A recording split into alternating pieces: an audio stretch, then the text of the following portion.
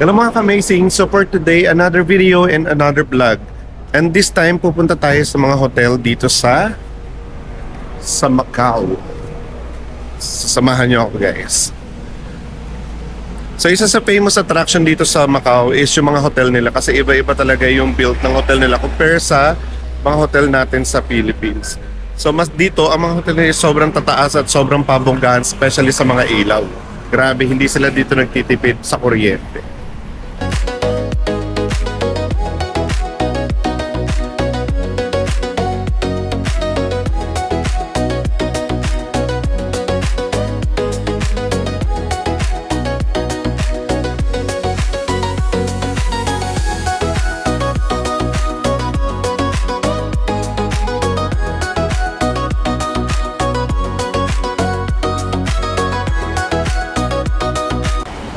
Dating na guys yung sasakyan natin na bus. So pupunta muna tayo sa park bago tayo dumiretso sa mga hotel tours natin for today.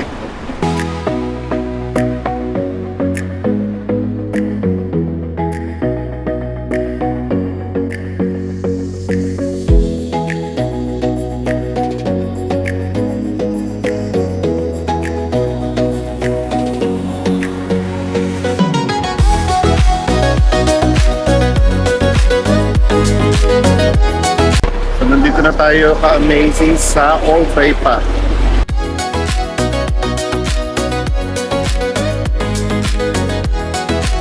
Almost same lang siya nung San Malo. So yung area na to sa All Taipa is marami siyang restaurant. And this side, kung napapansin nyo, parang same lang siya nung papunta sa Putol. Sobrang dami ng tao.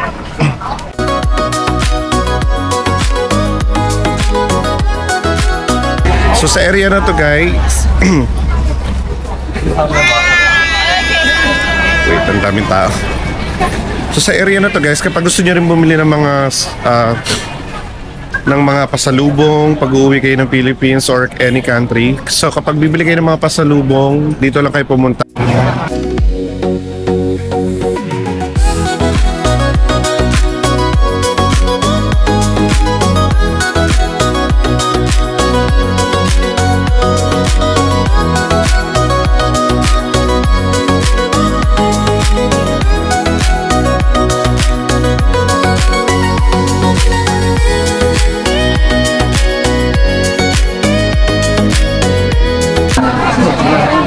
Sobrang busy ng mga tao dito guys kasi mostly sa mga nandito sa Taipa.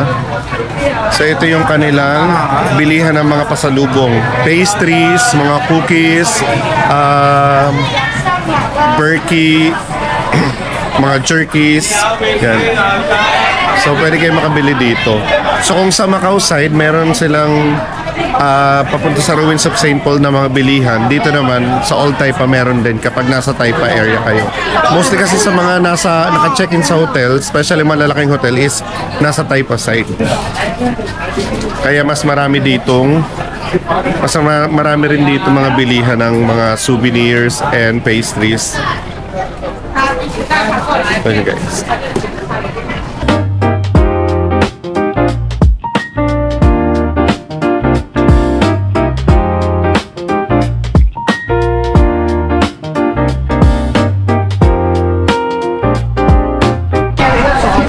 Marami rin dito mga nagpapa-free taste, same like ng sa San Malo, kaya accessible din to sa mga nasa Taipa tsaka sa mga naka-check-in sa mga malalaking hotel. Guys, Lauday Beef Opan. So tignan nyo ang haba ng pila niya. So for sure, masarap yung food nila dito. Haba ng pila. Ito ako dumadaan guys kasi dito aside from maganda yung mga view at saka marami kang mabibili ng mga souvenirs at saka mga food, marami ring magandang area dito na pwede mong daanan bago ka pumunta ng hotel, like for example yung sa park. So may dadaanan ako dito ng magandang park. So most of the time kapag gusto kong mag-relax or mag-isip-isip, dumadaan talaga ako dito sa park na to kasi nakaka-refresh siya. And every season pinapalitan nga pala nila yung design din dito sa park na to. So dadalhin ko kayo dito sa park. Ito nga rin pala, meron din silang simbahan dito sa malapit sa park na to. So kapag mahilig ka magsimba dito sa Macau, everywhere marami silang simbahan.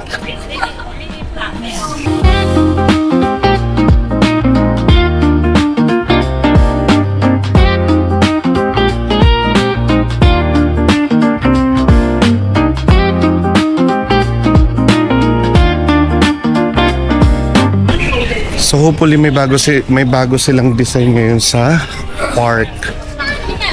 Kasi last time na pumunta ako sa park na yun is tinanggal na yung designs dahil nagpapalit na sila ng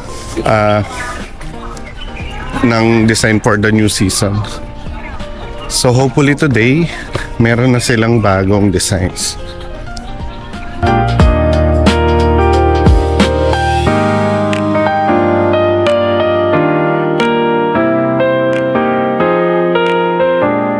So mapapansin nyo guys, on that area, puro hotel na yung nasa likod nila. Kaya dito rin talaga ako dumadaan kasi shortcut. Para siyang shortcut ito dun sa iba-ibang hotel na pupuntahan mo. Although pwede ka rin naman sumakay ng bus na dun ka na mismo bababa. Malapit talaga sa hotel. But me, I choose to, I choose to get off somewhere near the park. Kasi gusto ko makita yung design ng bagong park. But sad to say, parang walang design today. Wala siyang decorations today, guys. Yan, tingnan niya. It's empty.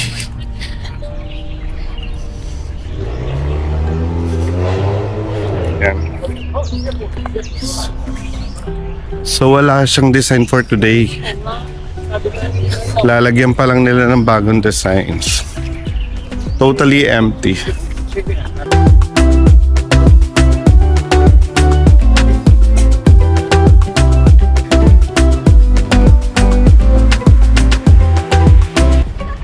So totally empty siya today, guys. Sorry, wala tayong makikita mga views for today. Pero most of the time before, every time pupunta kami dito, sobrang dami ng mga decorations sila, mga flowers, mga kung ano-anong designs, depende sa season nila. Let's say for winter, they have different design for that winter. So sobrang ganda rin dito sa area na to, especially kapag sobrang daming bulaklak na nilalagay nila. Ayan, tignan nyo. Sobrang ganda, diba? Sobrang green. Wala lang silang masyadong decoration for today. Kasi kakatapos lang dito ng winter season. And then that area, guys, meron dyan mga bench at saka mga tables and mga tables kung saan mas maganda mag-relax dyan. So dyan ako minsan nag-i-stay kapag gusto ko mag-isip-isip, tsaka na-homesick ako. Tapos ang view mo is etong area na to. So tingnan nyo guys, puro hotel na yung makikita nyo. So that's the Galaxy Hotel, Raffles Hotel. So iba't ibang uri ng hotel and also the Venetian Hotel. Tapos sa likod puro hotel din siya. Kaya dito ako dumaan. Well, since walang decoration today, punta na tayo sa ating hotel tour. Saan hotel kaya tayo pupunta today? Lakad-lakad lang. So dito sa Macau, kahit wala ka ng kunyari, let's say pupunta ka lang dito sa park tapos tulad nito walang design, so hindi ka masyad malulungkot kasi marami pa namang other areas dito na pwede mong bisitahin para mag-take ng photos and videos. Yan, especially mga hotel. Ang mga hotel dito sa Macau sobrang gaganda ng mga loob nila. Hindi siya tulad ng typical na hotel lang. So dito hotel, tapos marami siyang mga shopping center sa loob mismo ng hotel, and meron din naman silang cinema sa loob mismo ng hotel. I mean doon sa mismong establishment nila. At saka sobrang dami nilang shows. Like for example, yung sa Galaxy. Last time na pumunta ako doon, meron silang Diamond Show, meron silang Crystal Abbey Show. So for sure all the hotel dito sa Macau may mga iba-iba silang show para hindi boring yung mga nanonood sa kanya, tsaka yung mga tourist at tsaka yung guest. So see you, puntahan na natin ang mga hotel.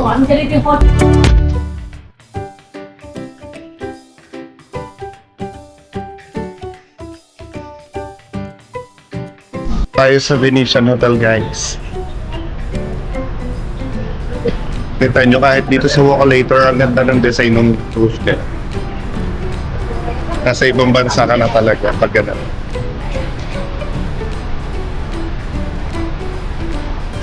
Ang labas natin ito, guys, is the Venetian Hotel. So, nasa gitna na tayo nung mga hotel kasi yung paligid na nito is puro hotel na talaga. The Escalator.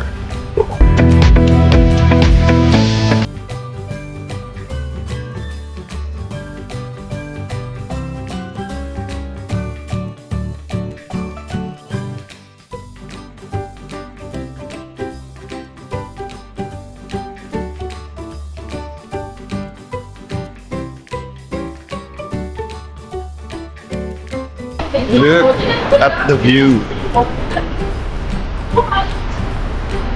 See? So yan yung Galaxy Hotel, guys. Diyan ako nag-work din before and sobrang ganda no ng mga shows nila dyan sa Galaxy. And also the Raffles Hotel.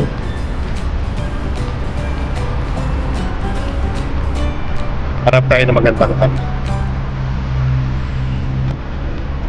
Okay. May maganda. I think dito is maganda. See? Nakita nyo ba? Sobrang laki ng Galaxy Hotel. Hanggang doon. This area puro hotel na po siya.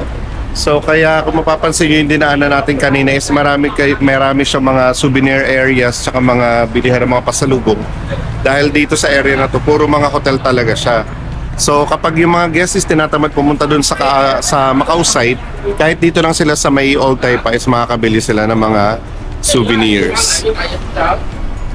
Kaya sobrang ganda rin dito, guys. Kaya pag pupunta kayo dito sa Macau, for sure naka-check-in kayo dito sa mga hotel dito. Kapag nagugutom kayo, huwag kayong mag-alala kasi kahit sa mga hotel mismo, meron silang mga sarili nilang food court aside from in-room dining nila. So, hindi talaga kayo magugutom. Kaso syempre, mas more on pricey, mas may pricey siya konti kumpara dun sa mga kakain kayo sa labas. Depende pa rin talaga yung travel nyo, depende dun sa kung magkano yung kaya nyo i-spend. But other than that, sobrang ganda talaga dito sa Macau. Sobrang linis, sobrang ganda ng mga view ng hotel. I'll show you the Venetian, guys. Ito yung Venetian Hotel. As we are now going to Venetian Hotel. Papakita ko sa inyo yung loob ng Venetian Hotel. Sobrang ganda niya. Isa rin siya sa mga tourist attraction dito, especially kapag mahilig kayo mag-malling, mag-shopping. Kasi pag nasa loob kayo ng hotel na to, hindi nyo mapapansin yung oras dahil dun sa ceiling nila is very amazing. Very amazing na lang sinabi. And then, I mean, pag nasa loob kayo ng hotel na to, hindi nyo mapapansin yung oras kasi yung para silang may artificial na clouds na nagbabago-bago siya ng setup. Minsan kala mo gabi na tapos biglang liliwanag tapos hindi pala. So mamaya mapapakita ko na lang sa inyo. And also dito, guys, yan, kung mapapansin nyo dito, marami rin dito mga bus sa labas mismo ng Venetian Hotel. Mostly, sa lahat naman ng hotel dito sa Macau, meron silang mga free ride for the guest or minsan kahit sa mga tourists. So yung mga bus na to is only for the tourists and for everyone. So kapag for every bus dito, meron silang designated area. Kunyari gusto nyo pumunta sa Senado Square, gusto nyo pumunta sa any tourist attraction. Especially mostly this one is for the guest. Pero yung minsan kahit yung mga turista, sumasakay na lang din dyan or pumipila. So pila ka lang dyan, but this one, may interval sila minsan 15 to 30 minutes bago umalis yung susunod na bus. So kapag gusto nyong magtipid at saka ayaw nyo masyadong gumastos, ayan, so magantay na lang kayo ng mga buses dito. Magantay na lang kayo ng mga bus dito sa hotel. Let's go! Yan, papansin nyo sobrang dami ng taong nakapila. You see? Tapos may mga nakasulat na rin doon kung anong place ang pupuntahan ng bus na yan. Let's say that one is from Hengqin Airport. Hengqin Port. Naririnig nyo ba yun? Yung kumakanta? Gondolier yun. Kasi sa Venetian meron silang gondola. Isa sa famous attraction nila sa Venetian is yung gondola. Yung sasakay kayo sa bangka. Tapos may kakanta sa inyo na pang-opera. See? Sobrang haba ng pila. Nakalagay sa mismong labas ng mga bus. Let's say that one, Border Gate Venetian. So papunta yan sa Border Gate.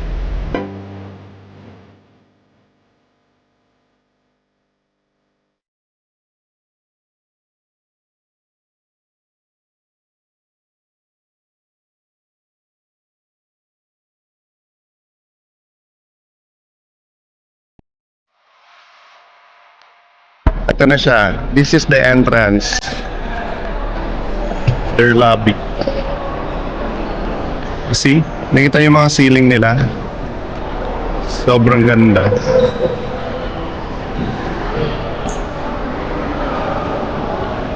Isa pa sa nakakatuwa sa pagpasok dito sa mga hotel is yung amoy nung hotel. Talagang mapipil mo na nasa ibang bansa ka kasi sobrang bango. Minsan naglalaban yung mga amoy nilang lahat. Let's say this hotel, ang bango na niya, diba? Pagdating mo naman sa ibang hotel, may iba rin silang uri ng brand ng pabango. Kaya parang ma-amaze ka talaga, mapipil mo talaga na napaka-expensive nila.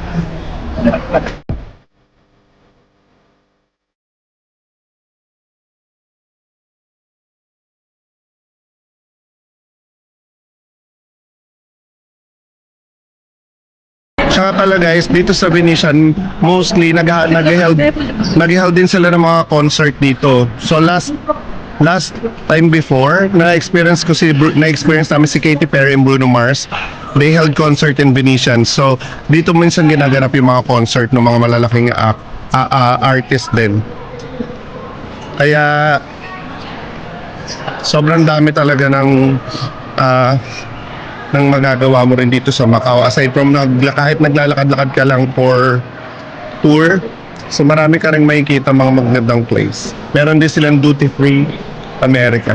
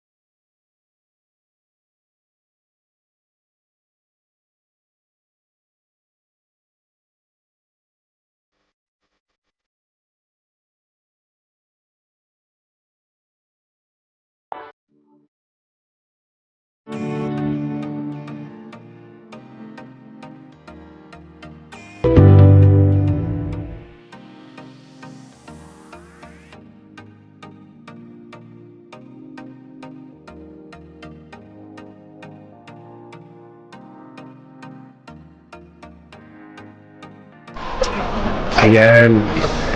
So we're going up. Papansin nyo ba, nakikita nyo yung casino sa likod? Bawal kasi mag-video sa casino. Sobrang ganda. But later dyan ako dadaan. May daan din sa loob ng casino papunta sa kabilang dulo. So ang exit niya is City of Dreams. But later, I'll be back. For now, let's go to Venetian.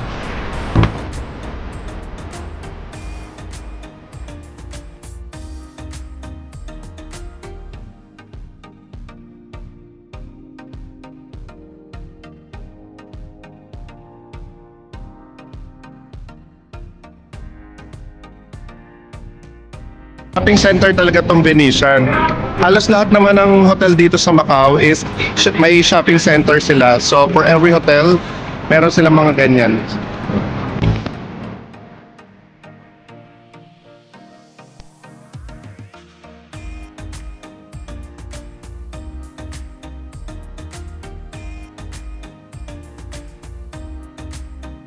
Nakikita niyo yung ceiling? So that's what I'm talking about earlier. Sayang tapos na mag-perform.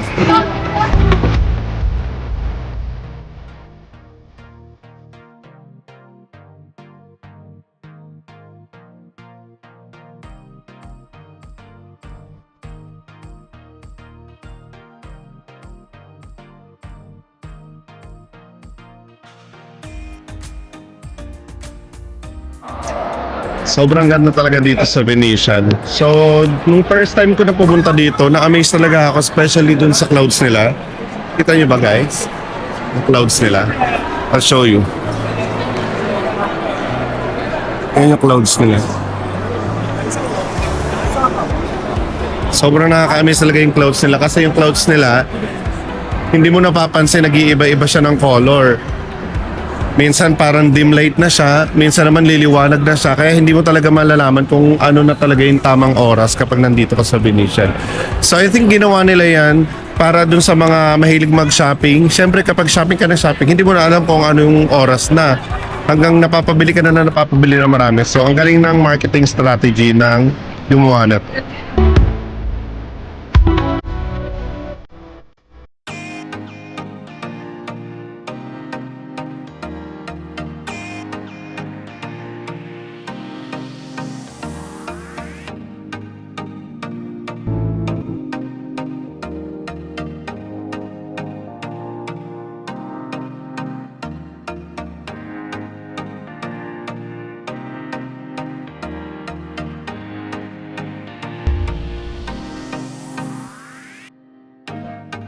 And also, ito yung sinasabi ko sa inyo guys na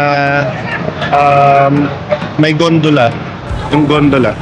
So, pakita ko sa inyo. So, ito yung bangka. But this time wala akong nakikita na nakasakay or wala rin yung gondolier yung kumakanta. But before, laging meron dito. So, kapag gusto nyo siyang i-avail, sa pinakadulo na to, meron sila doon na parang cashier. I think doon ka lang magbabayad. Tapos, yan, pwede mo na i-enjoy ang gondola. Hindi ko lang masyado sure kung magkano siya. But I think around 200 per person. Tapos pwede kayong sumakay dyan lahat. And then may gondolier na mag-a-assist sa inyo. Siya yung kakanta din also. And here mapapansin nyo, yung tubig nila malinis. Kaso marami siya mga pera kasi para siyang wishing well na rin sa mga turista at sa mga locals dito. So, pag pupunta sila dito, papansin namin dati naghuhulog sila ng pera dyan. Tapos nag-wish sila. So, inisip ko na parang gano'n na siya, wishing well. Kasi ang dami talagang bariya dun sa baba. Lalo na dati. So, that's it. Ito yung loob niya. May kayo mag-shopping, punta lang kayo dito.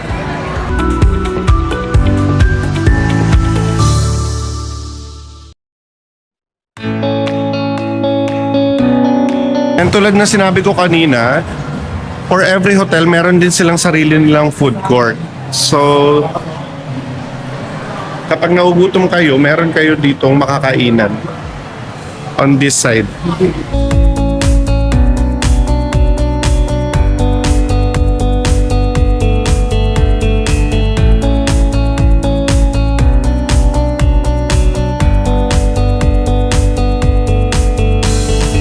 Medyo maliligaw ka nga lang dito kapag hindi ka masyado aware sa pupuntahan mo. Kasi sobrang dami ng likuan and everything. Yun. So, dito yung area ng food court, guys. Pakita ko lang sa inyo na mabilis. Talagang ginawa nila to para, you know, syempre pag nagugutom na yung mga nagsha-shopping, mapapagod dyan para na rin tawag dito para na syempre pagpagod ka nagugutom yung iba para magpahinga na lang din sila habang nagpapahinga kumakain. So ginawa nila rin lahat ng hotel is may food court.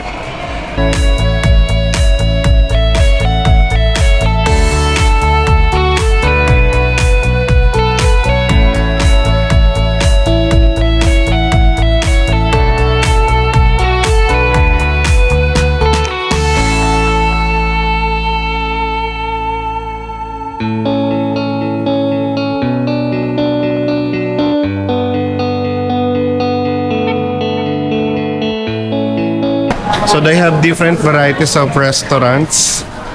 Same lang din sa atin sa Pinas.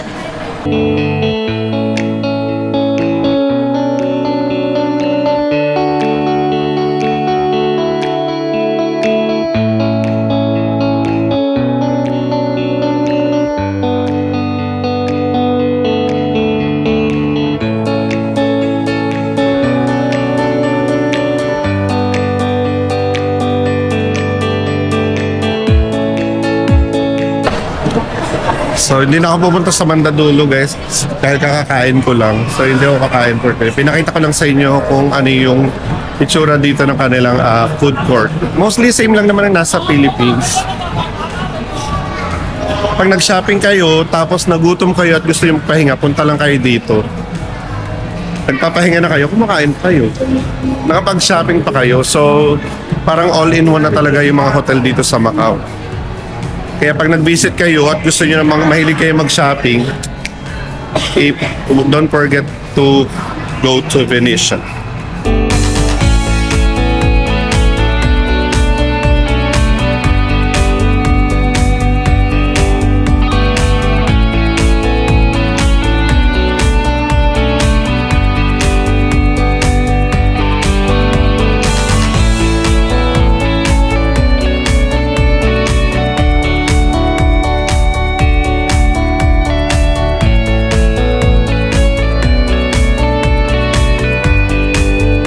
So nakatawid na tayo guys dito sa kabilang side ng Venetian kasi bawal pong tumawid sa casino na may camera.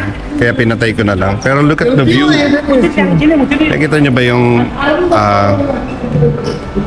taas?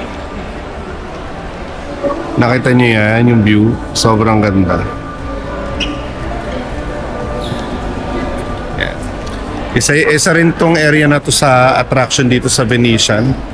Kasi para kang nasa Greece kapag dahil sa ceilings. So maraming turista rin nagpapapicture dito.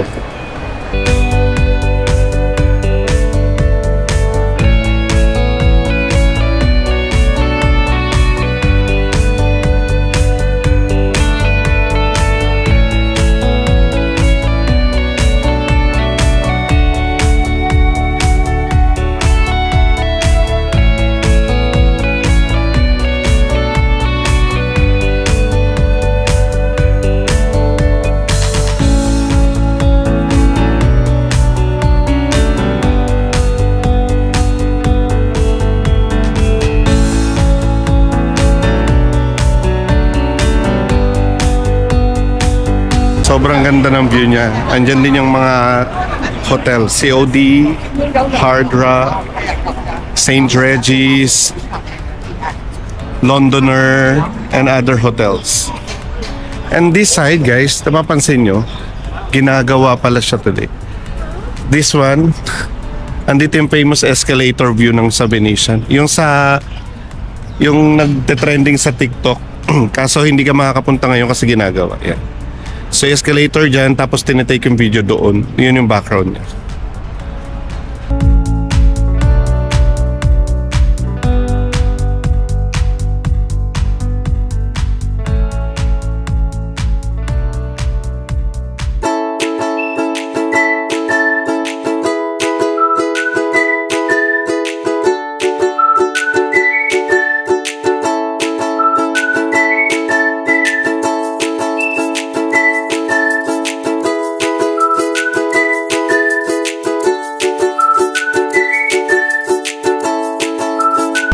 Kaya kapag isa kayo sa mga traveler na gusto nyo yung hindi masyado magastos, maraming free, maraming libre, punta na kayo sa Macau. Kasi dito maraming free rides, free taste, tsaka syempre free views, diba? Sino ba namang hindi gustong ng view? Mostly ang pinupuntahan naman natin sa isang lugar is yung mga view, tsaka yung mga culture nila doon. So tawid tayo. Grabe, kahit sa background, sobrang ganda ng view natin. What more pa dun? So nandyan yung Parisian. At dito naman yung Conrad's. Hindi po talaga kayo mauubusan dito ng view. Everywhere.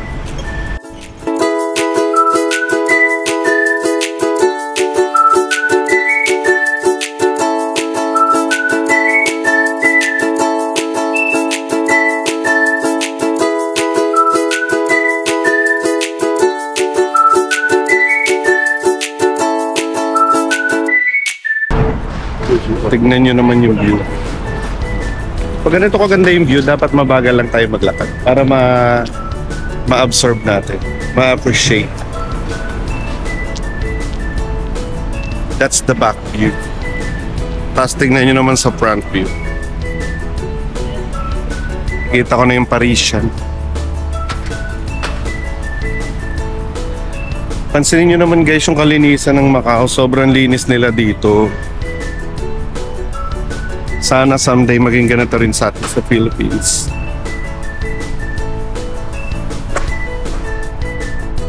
The weather is very weathery.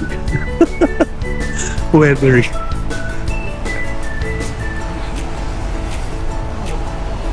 Maganda dito sa Macau guys, especially kapag gabi. Kasi may kita nyo talaga yung sobrang dami ng ilaw. Halos lahat maraming ilaw, especially yung mga hotel. Hindi talaga siya nagpapatalo sa pagandahan ng ilaw. Sobrang yaman nila dito sa kuryente. Kapag kaya kong umabot ng hanggang gabi dito mamaya, para mapakita ko sa inyo yung iba-ibang ilaw dito, I'll do my best. But for now, enjoy nyo muna tong view.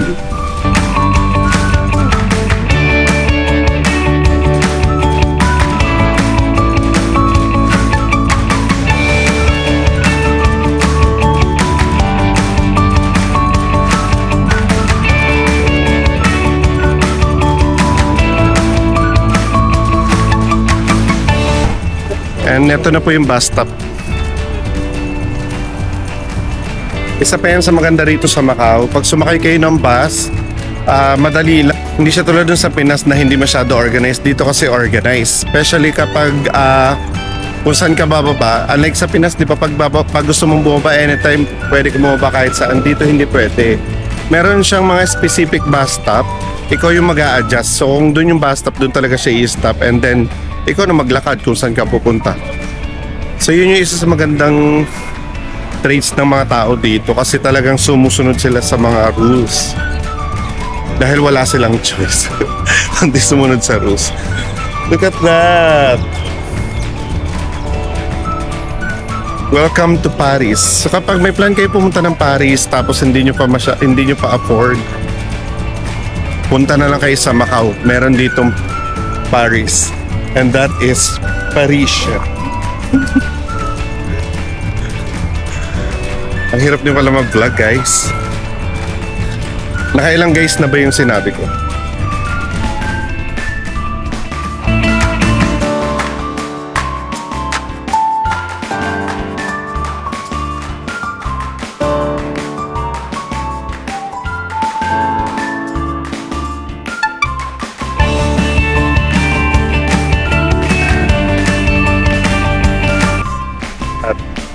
Sarap magpahinga. Sobrang init kanina. So today, so now, nagre-rest na lang ako dito. Tapos imagine mo kahit nakaupo ka lang dito, ang ganda pa rin ng background mo. Ang ganda pa rin ng view mo. May background music ka pa rin.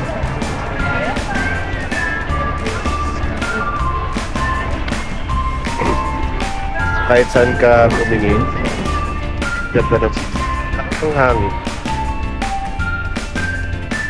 Kaya, rest muna tayo. Nantay ko kasi yung paggabi para makita natin yung mga ilaw dito sa may hotel. Maganda kasi yung mga lightings nila dito. Kasi parang contest sila. Naglalaban kung sino pinakamagandang ilaw.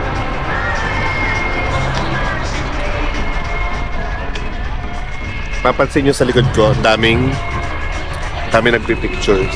Pictorial. Kasi ang ganda rin naman kasi ng mga background ko dito. Tignan nyo. That's the Parisian. Mamaya sobrang ganda ng ilaw niya ng mamayang gabi. Kaya gusto ko siyang makita ninyo.